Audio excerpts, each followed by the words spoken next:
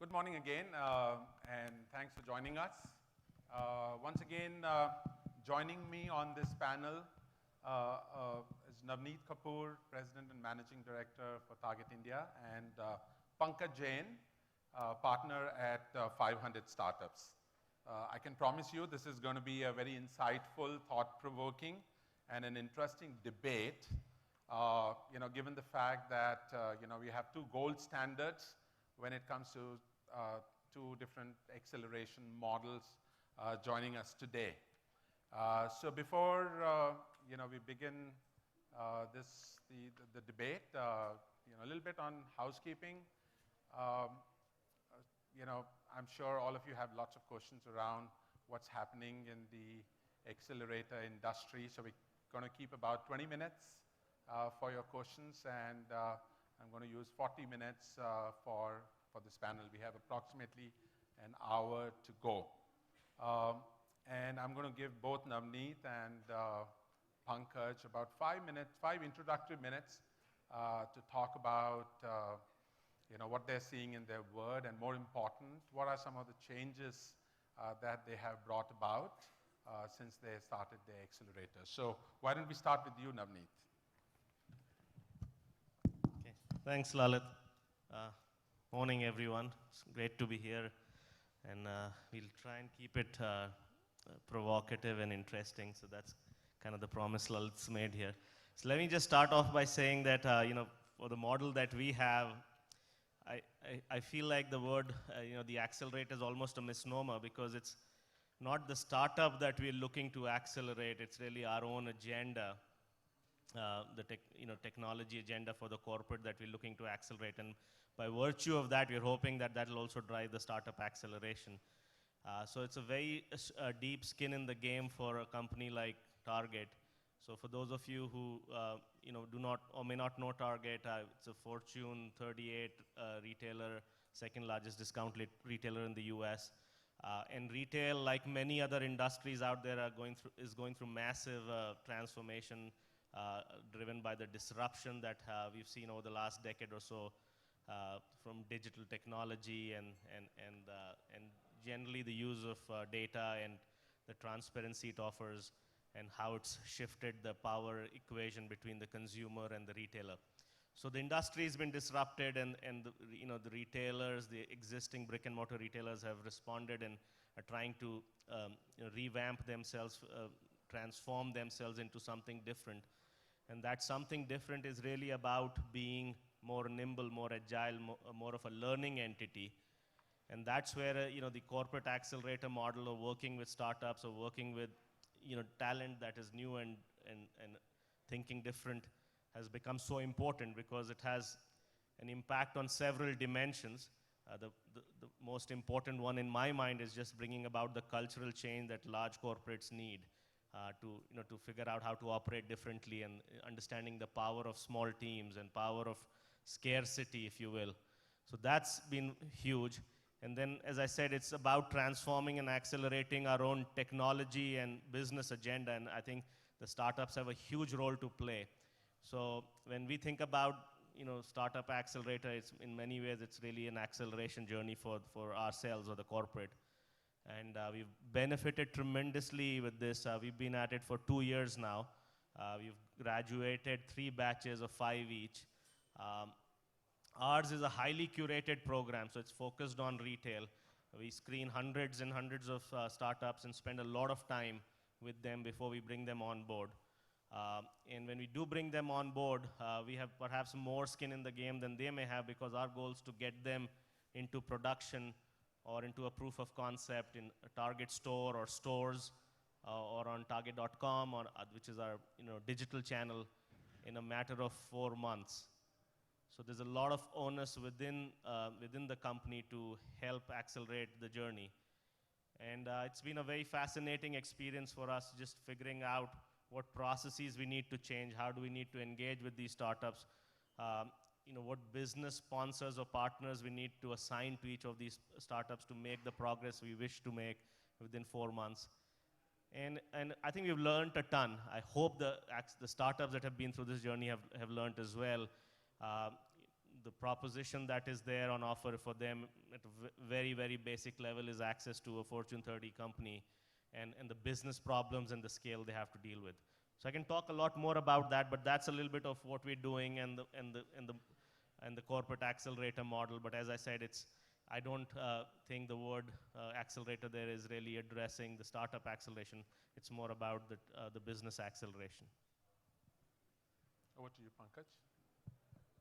So 500 Startups, we are a Silicon Valley-based seed fund and accelerator program. So we're a little different from most other programs out there in the sense that we have a seed program where we will do seed investments, and we also run 2 accelerators in California and 1 in Mexico. And we do roughly 150 or so companies a year going only through the accelerator. As part of our seed program, we probably invest in another easily 300 companies a year. I think last quarter was one of our most insane quarters where we invested 188 companies around the world in Q3. The way that we look at accelerators is a little bit different than corporate accelerators. We are a more generic accelerator. But there are 3 things that we do focus on that are critical across all startups, and I would argue also very important for corporations as well. Data, design, and distribution is kind of the 3 things that we focus on, and of course fundraising. All of the companies that we take into our accelerator program receive a $125,000 investment from us for 5% of the company. So it's effectively a $2.5 million valuation. And then we also charge our accelerator companies a $25,000 program tuition fee. And that is basically meant to pay for the rent of an office in California. 12,000 square feet in San Francisco is not cheap. And to staff the accelerator. So one of the things that we've learned over the last couple of years is that accelerators are typically understaffed. There aren't enough people within the accelerator to actually help companies with various aspects of what they need help with. And coming back to data, design, and distribution, those are the 3 areas that we think that most young companies need the most help with. So design, how does your product work? How are you engineering that product? Data, what data are you collecting about usage of your product? How are you using that data to make data-driven decisions about what your product should be doing and your business should be doing? And distribution, how are you growing? How are you acquiring customers? What are the channels that you're using? And are you using an analytical approach to improve your distribution in the markets that you're looking at? And that could be global, that could be local, depends. We take companies from all over the world in our accelerator. I think in some batches we have up to about 50% of the accelerator batch being from international locations, including India. We have companies that are usually significantly further ahead than a lot of accelerators here might take. And that's partly because of the global nature of the 500 accelerator. Most of the companies that come into our accelerator are competing globally for a spot in the accelerator. It's not a local competition. So the pool is much larger, and hence the bar rises significantly. So we'll see many companies that come to our accelerator are doing $500,000 or $1 million in revenue before we take them into the accelerator. A lot of companies that apply that have just launched a product are usually a little too early for us, and the reason is we find that we're not able to help them as much with the data design and distribution aspects. Design we might be able to help them with a little bit more, but with data and distribution we're not. There just isn't enough usage yet. There isn't enough data to collect and hence drive data-driven decision making. And distribution, to optimize distribution channels, you have to have some experimentation already being done. You have to have some understanding of what the different channels might be. And then we can help you optimize that and scale those up further. So in a nutshell, that's what we do. Thank you, Pankaj. So someone reminded me this morning that, Y Combinator celebrated their 10th anniversary recently, and the word celebrated 10 years of the existence of accelerators. And I think a lot has changed since Y Combinator came into existence way back in 2005. What's not changed is the fact that accelerators continue to thrive on this whole model of taking equity in return for some amount of seed capital, for mentoring, and of course for benefits like co-working space. With the advent of co-working space in our own backyard, the startup warehouse that NASSCOM has set up, and the maturation of the startup ecosystem, the startups are less likely to part with the valuable equity they have unless the accelerators significantly up their game. Pankaj, as one of the oldest players in the accelerator business, what changes 500 Startups is making to its operating model to keep up with times? So we're not that old, actually. We've been at this for 5 years. Accelerator has been about 4 years. So we're kind of learning and adapting the model as we go along. When we started, we were seeing that we were taking companies that were much earlier stage. They may have just launched an MVP. We found that the companies were struggling, and we were struggling to help them get to a certain scale. And as the accelerator became more global, we started seeing that international companies had very different needs than US startups did. So we started adapting in a lot of ways in terms of bringing people on to the team that could help and bridge a little bit of that global versus local dynamic. We started seeing that the biggest challenge that startups were having, especially internationally, was distribution. Where are you finding growth and customer acquisition from? And design, for a large part, had been solved. There might be fine-tuning required, but really it wasn't a core problem anymore. Distribution became the overarching theme that startups were struggling with. And then, of course, there are other things like unit economics and things that they need to understand and try and figure out, and we try to bring people in, both on staff and through our mentor network, to help with some of those things. So, we found that if we stay complacent and we just continue running with the existing model, we will become obsolete. So we're constantly changing things around within the accelerator program.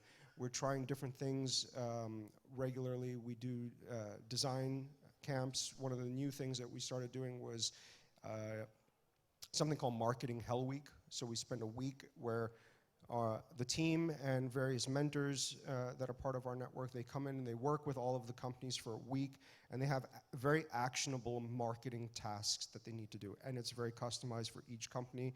There'll be discussions about email marketing, social, paid, SEM, SEO, etc. And then each of the different companies will use different tactics and have to report back to the mentors, work with them, and keep optimizing them. And some of it requires spending money. So that's one of the reasons why we invest. Now you have some money to spend on experimentation and trying out some of these things. We've also started realizing that distribution is not a problem just for our accelerator company. So one of the things that we've started doing is we're creating distro dojos in different parts of the world. We have one in London. We ran one in Kuala Lumpur. We just ran one in Miami. And these are slightly longer programs than a workshop. They're generally 4 to 6 weeks, where it is a program that is focused specifically on customer acquisition. We think that that is complementary to our accelerator program, but it's highly specialized. You don't necessarily have to be a portfolio company alone to go through the distro dojo. And now we're also looking at doing shorter 1-week distribution programs in other parts of the world, including India. So a follow-up question would be, what are some of the changes you've seen to your value proposition for the startups? As an example, are you helping your startups with the product market fit, or helping them find customers? I mean, what happens once the startups graduate, from 500 startups? I mean, how do you stay connected with them, and how do you continuously, add value to them? So, our approach is a little bit different than a lot of other accelerators and other VC funds. We generally have a very hands-off approach to most of the companies that we invest in. Accelerator companies are an exception. And program ending, it's usually up to the point of contact for the portfolio company as well as the distribution point of contact to maintain regular contact with the companies, find out what are some of the things that they're working on that they need help with, specifically around distribution and fundraising. Those are two very specific tasks that we spend far more time on than we had in the past. We found that a lot of the international companies need a lot more help with fundraising than some of the Bay Area companies do. So we will actively go out, talk to other people within the team, who knows whom, who's looking at specific sectors, who's looking at specific geographies, who's interested in certain things, try to make introductions to those investors, working with companies like AngelList to get companies, international companies, exposure to US investors, and continuously checking in with them to see how is the scaling going, right? The distribution thing, that is an ongoing thing that the mentors as well as the staff will continue to work with them on until we feel like, you know what, they found what they need to do. They are able to kind of take this on their own now. And if they need something tactical, they can come to us, of course, always. Thank you. So one of the most important advantages for startups to join a corporate accelerator program or a startup engagement program is the potential opportunity to acquire a corporate customer, a marquee customer at the end of the acceleration process. So Navneet, how important is ensuring that the startups that you engage with walk away with a commercial partnership with Target at the end of the engagement? Yes. So as I said earlier, Lalit, we are at the other end of the spectrum compared to, say, a 500 startups. So ours is a highly curated, almost a concierge-based engagement with the startups. So when we bring them on, 5 of them every batch, they already have a business problem that we have in mind that their product is aligned towards solving, and our goal is to support them with as much resources and the use cases within the company to make sure that we can accelerate our journey, but also their product maturation. So that itself, right there, is a commercial engagement of sorts, right? So the value of that, I think, is way beyond money or giving them a project to work on after, which we also do. But just getting exposure to 100 million guests or customers, what their business needs are, the challenges in a market of a very different scale, and getting to test their product live is the value proposition we have to offer. And like I said earlier, we committed to making that happen. And it's not an easy journey in a large corporate to do that because, one, we have our processes which may be slow, which do not allow things to move that fast. Secondly, you have to prioritize that against everything else happening within the company. So getting a very strong business alignment, both in our business, which is in the US, as well as the teams that run parts of that business from here, is absolutely critical. And then ensuring that we have a very strong roadmap for them over 4 months is key. But over the 3 batches, many startups have continued to partner with us in some form of a commercial engagement way beyond the actual duration of the program. And that can be in the form of ongoing test and learn. It can be in the form of an actual project, go execute it for us, or in the form of, hey, we aren't done with the product maturation yet, so let's continue to work on that more. Our goal, again, is less around equity, right? What do we get out of it? More about the technology and business acceleration. So if there is an alignment, we are happy to engage our partnership beyond the 4 months as well. And that takes the pressure off, in some sense, to nail down an agreement in 4 months. But what we're not trying to take the foot off the gas around is just the speed with which we can move the product itself. So it's a little bit of a stick and a carrot for the startups as well, and for us as well internally to move forward. But the commercial agreement, I think, is a form of a reward. But I think the bigger story in my mind is the opportunity itself, having tested a product against a very wide set of customers and business needs and scale, and taking that experience more broadly. So the other part of our relationship with the startups is we're not looking to clamp them down. We're not putting very strong restrictions for them as to who they can work or not work with. We have the right to first refusal around the IP generated during the course of the engagement. But beyond that, we're very open. So but unlike a 500 startup, we're not helping them find additional funding outside. That's not our gig. Our story is really on the product side, help them mature their product that can work at a very large scale. Could I ask a question? I'm Yeah. just curious. Sure. Can you elaborate on what the right of first refusal on their IP? What does that mean? Like if we wanted to make that an exclusive partnership, we have that opportunity with them. So the companies that come into the accelerator, whatever technology they produce during the accelerator, you can say that only you have exclusive rights to use that technology? If that's the agreement, they will bring that to us before going it broadly. So I think a big difference between your operating models is the deep focus, the rigor, the fact that in a corporate environment, it's about validating a product or a service idea in the specific context of a company. So, I think it's the promise of some sort of a reward at the end of the tunnel. What changes are you making to your operating model to ensure that, there is, something for the startups? I mean, unlike a startup working, let's say, with 500 startups where it's all-round development, here it's about, proving a product idea to solve a known business problem.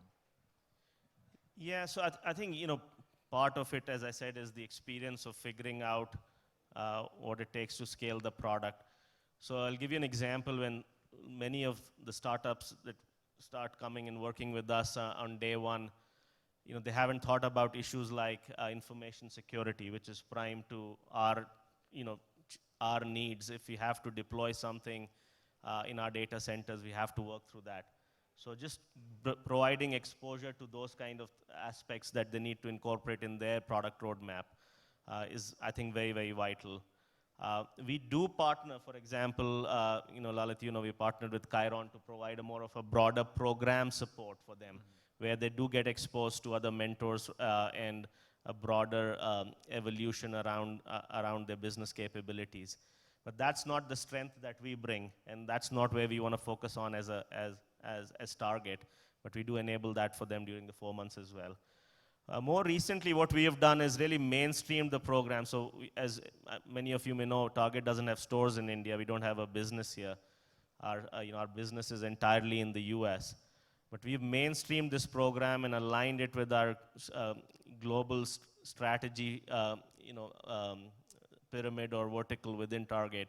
So everything that comes out of this is really, aligned with a broader focus and the scale opportunity. Again, I'm repeating that several times. I think that's the value proposition that is very, very hard to gather easily for them. So I'm hoping that's the reason why people are coming back and seeing this as a very differentiated opportunity. So it's ironical that one of the questions the accelerators ask the startups during the curation process is, where do you make your money? And this question is for you, Pankaj. Running an accelerator is an expensive proposition. And I'm sure you do this, more than, just the passion that goes with working with some very, very smart people. Over the years, we've seen a number of accelerators shut down or scale down their activities due to lack of exits or clarity on returns. So how can accelerators build sustainable revenue streams to support their operating costs? Pankaj, what has been your experience at 500 startups? So we were very, very poor. We still are. And we didn't have a whole lot of money to staff the accelerator or even pay rent for 10,000 square feet in Mountain View and 12,000 square feet in San Francisco. We are not Target. We don't have those deep pockets. So we had to be very creative. And necessity at that point was the mother of our creation, which was we charge a program tuition fee. That helps our revenue come in to fund the accelerator program. We also went out to corporate partners and spoke to them about the programs that we were running, what we were trying to do with it, and we brought on corporate sponsors to come in and provide certain things like credits to hosting, to accounting systems, all kinds of stuff. So these are corporate partners. They come in for every accelerator batch. They spend time with the companies. They show how their products work to the companies and why it's beneficial for the companies to use it. So, the revenue that we primarily generate is now from program tuition fees and corporate partnerships. That helps us run our operations. The exits that come from accelerator companies will take 5-7 years to mature. So you need to be able to cover your expenses and stay alive that long, which is very hard. It's not easy. I don't know how many of you were in the talk that Dave just gave prior to this, but running an accelerator is hard time. It requires a lot of effort. It requires a lot of money. And there's not always a very clear path to an exit for the companies that you take in. Some of the companies that we invested in batch 3, we're now on batch 15 of the accelerator. So batch 3, which was a long time ago, I think that was 3.5 years ago. Now we're starting to see some of those companies emerge and get to a $100 million valuation. But we still haven't made money from those companies. That's all on paper. It still might be another 4, 5, 7 years before we see exits out of those companies. So it is a long game that we're playing. We have to figure out ways that we can sustain our operations. We are a fund, right? And our management fees don't cover our expenses. So we have to be creative. We have to find other revenue streams. We're continuously working on ways of doing that and sustaining the accelerator program for the long haul. So Navneet, tell us a little more about why companies like Target are increasingly beginning to engage with the startups, and how mainstreamed are the startup engagement programs, specifically in India, with the broader enterprise innovation agenda? Yeah, I'll go back to what I've said before. So I think this is core to our own survival. This isn't out of any huge love for doing anybody a favor here in this economy. This is absolutely critical for us to continue to be successful and be the company for the future. So that's really at the core of it. We happen to be sitting in the Silicon Valley of the East or the Bangalore of the West, whatever.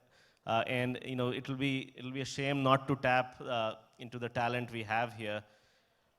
My learning has been that for us to make sense and really leverage the talent that exists here, we need to have deep business context and the ability to connect the dots within the company here. And thankfully we've had that roadmap. We've had 10 years of experience in India. We've built deep capabilities around retail. Right? We have teams who run merchandising and stores programs from here. We're running the digital business from here. All of that allows us to connect the dots, around business problems. Because if we just bring them on and provide them a place to work and some funding, I don't know how we'll be able to really get the best out of them, or they'll get the best out of us, or how we will differentiate ourselves from anybody else. So it's really the combination of deep retail context and the availability of some amazing talent out here, and us having the front row seat and access to that talent that makes this such an exciting opportunity. So for us, it made a lot of sense when we started thinking about it a couple of years ago to see how we could go about it. And we've had a very lean approach to it as well, Pankaj. I know this, Target's got deep pockets, but we've been really having our teams, and with a very small team sitting here, really do two jobs, because we felt the best folks to run the accelerator are those who are also part of the business and running or owning a stream of the business, because they bring then the best connections. So we've kept a very lean mindset to it, and an entrepreneurial startup mindset ourselves within, because if we have to make sense and value out of this, we can't operate like a big fat corporate here as well. So that's been the path for us. As I said earlier, we've mainstreamed this effort based on the success we've seen over the last 2 years. We continue to work with many of the startups that have been through the 3 batches. We haven't had, 15 or 20 batches yet, but we certainly seem committed to being here for the long haul. But what I'm most excited about it, this isn't an India gig. This isn't, even though we're running it out of here, this is core to Target's innovation agenda, and the opportunity and the, the reason why we exist here in this form is because of a much larger business agenda. So, question, comment and question. One of the things we did agree to challenge each other, and I can see Pankaj playing that out. Well, No, it's a question. So one of the things that we've seen, and this is through running 2 accelerators that I've seen, is running accelerator really requires a lot of passion. There's not a lot of money in it, and at least not upfront. There may be some money in it many, many years down the line. So the people running the accelerator have to have a ton of passion and really, really want to help these companies. Can you tell me, like, at a large corporate like Target, where do you find the passion to help companies? Is it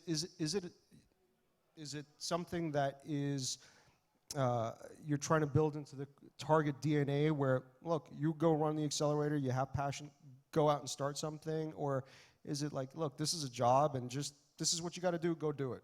How do you see that, and how do you deal with that? Yeah, I think that's a great question. It's hard work, no doubt about it. And when we started off 2 years ago, it was an experiment. The pitch to the CEO was, hey, look, we're here, we have access to some amazing talent, we got a great team here. Let us go about and try this out. It's low risk, low cost. If it works, great. If it doesn't. Thankfully, we had some very passionate people here who were excited about the opportunity, and they built something out of it. They worked 2 jobs and made something happen. But again, I think the clincher for us was the engagement of our US business partners, right, at the very senior leadership level. We sold the value proposition to them, and that excited the teams here as well, because it wasn't just about, hey, we'll do something here. It was about getting the product into the hands of our guest that shops at Target, or in the hands of a merchant or a marketeer back there. And that's the excitement, when you can see that happen. And retail is a short cycle business, so if you can see things turn around in weeks and months, that's very, very exciting for people. So, but you're right, the passion has to be kept alive. It's something that you have to drive from top down. If you leave it at a level where it's not mature and left to the vagaries of the organization, it's easy to break something like this. So sponsorship's been important. And I was sharing with Lalit before, right? We had a CEO come out just a month or so ago. The first thing we did was walk him through all of the companies, have him meet them, and that's the level of engagement we are putting in. And this was our first effort ever across Target. So we did not have an accelerator for Target anywhere else. So we started off in Bangalore, and that says a lot about the kind of talent that exists here. And recently, we just announced a partnership with Techstars in Minneapolis. So based on all of our learnings and success we've seen from here, we're looking to expand that effort now. So Pankaj, passion aside, and in the interest of accelerating and realizing ROIs, would 500 startups ever look at leveraging on its curation, sourcing expertise to help companies like Target build corporate accelerators? Yeah, I mean, I think we're open to all different models. I think we want to be value add to the corporate partner, and at the same time, we want to get value from the corporate partner. So some of the things need to align with kind of our broader goals, and I think e-commerce in general is an area that we've invested very heavily in, and surrounding areas around e-commerce as well as online marketing, automated marketing, email marketing, things like that. So e-commerce specifically, so whether it's a Target or somebody else, yes, most definitely. I think we would want to engage and see if there is a way that we can work together and kind of expand our offering to help other corporates and get a lot of value from them in terms of helping our very large portfolio size You know, we might have, I don't even know, we might have 100 companies that might be very relevant, either as partners or vendors to a target. So I think there is potential synergies there, and we definitely would be open to examining that. You know, our challenge has been, our accelerator programs have just been growing very, very quickly. We've expanded the teams. We've grown the number of companies that we're taking into the accelerator batches. We've grown our mentor networks. So I think we now have what we believe is a fairly solid presence in the Bay Area. And you know, with 2 accelerator programs churning out 150 companies a year. And I think now we're starting to think about, you know, what other models are there for us to kind of leverage our existing expertise in. Right. So not every startup is thinking of an accelerator, you know, to jumpstart, you know, their businesses. So this is a question for both of you. I mean, what are some of the changes you are bringing in your operating model to mainstream, you know, engaging with an accelerator as a bare essential, something that, you know, would help the startup succeed? It's not, you know, a choice the startups make, but something that, you know, just becomes, you know, business as usual. So, I mean, like I was mentioning before, we're doing things like these distro dojos, distro camps, workshops. We're also going to be looking at doing some other things in the future. We see that as a way to start engaging with companies that may not necessarily have direct access to 500 in specific regions where we may not have physical presence. So we're using that as a way to start engaging with the companies much earlier than we may have the opportunity to in other cases.